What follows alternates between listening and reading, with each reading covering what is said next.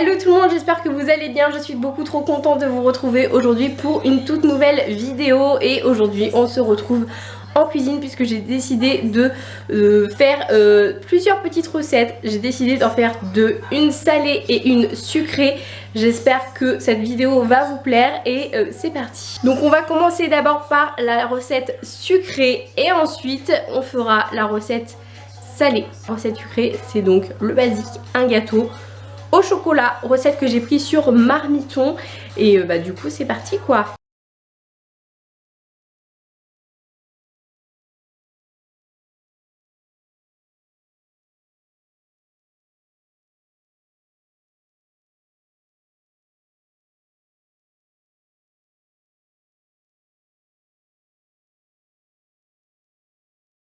Donc pour la recette il faudra 50 g de farine, 50 g de sucre. Alors normalement il en faut 100, mais en fait comme c'est du sucre de canne, j'ai diminué par deux la quantité de sucre. Donc j'ai mis 50 g de sucre de canne, 3 œufs, 200 g de chocolat et 100 g de beurre. Donc je vais de ce pas aller faire fondre le chocolat ainsi que le beurre. Et puis pendant ce temps là on va s'occuper du mélange farine et sucre. Donc les amis, on fait avec les moyens du bord puisque ici il n'y a pas de saladier. Donc j'ai pris une casserole qui me servira de saladier. Donc dans un premier temps je vais mettre la farine.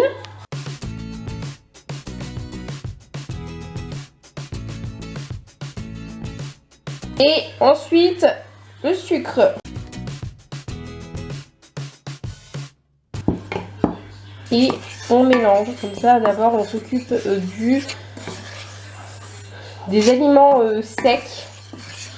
Et ensuite on rajoutera au fur et à mesure les aliments qui ne sont pas secs, hein, qui sont solides, liquides. Je vais ensuite ajouter les œufs, les 3 œufs.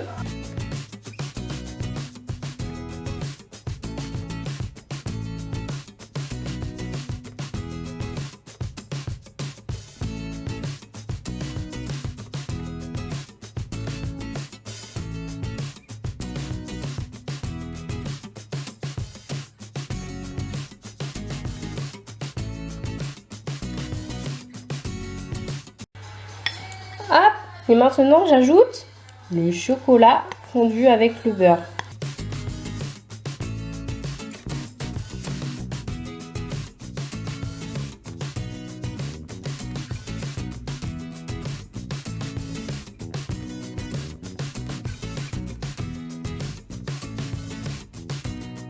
Et on mélange de nouveau.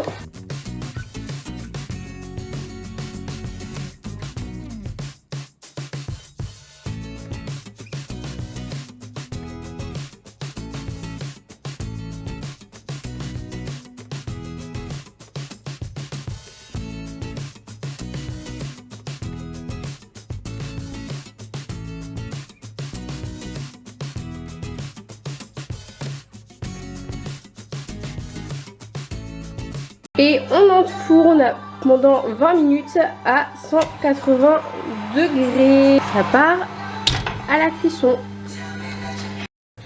Bon les gars, le gâteau est cuit. On en reparle ce soir. Savoir qu'est-ce que le monsieur il en pense quoi.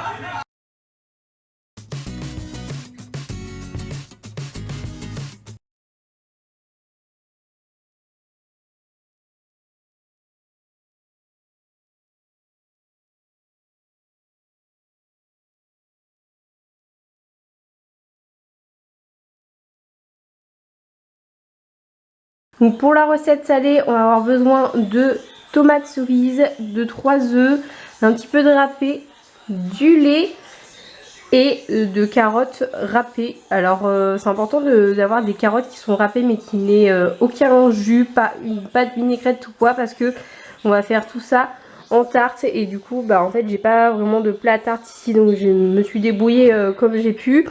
Mais ça fera quand même une tarte à la fin. Donc voilà, c'est parti. Donc déjà, je vais commencer, les amis, par mettre un peu de carottes râpées dans le fond de mon plat à tarte.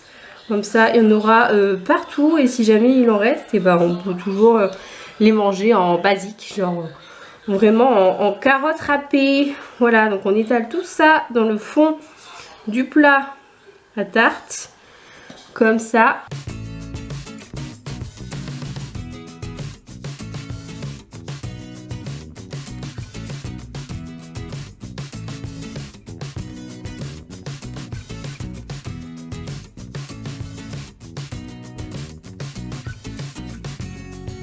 Donc je vais mettre ça maintenant de côté pour pouvoir maintenant faire le mélange avec les œufs, le lait et le râpé.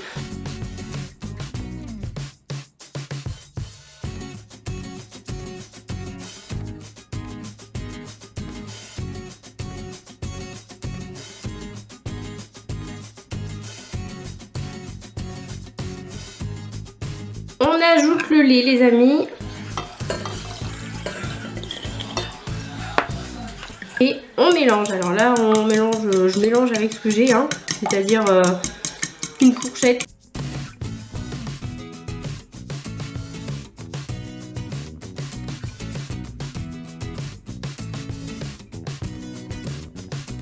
J'ajoute le râpé.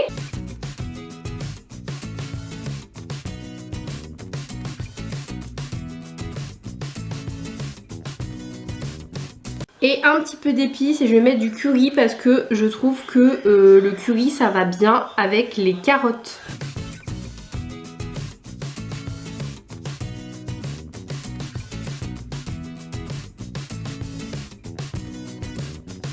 Je vais maintenant ajouter mon mélange dans la pâte à tarte avec les carottes quoi, en gros.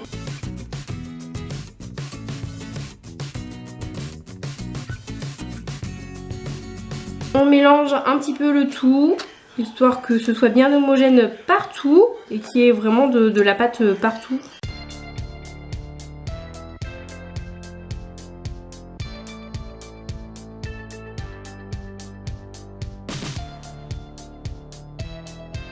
Et pour finir, je coupe mes petites tomates cerises en deux pour les mettre un peu partout dans la tarte.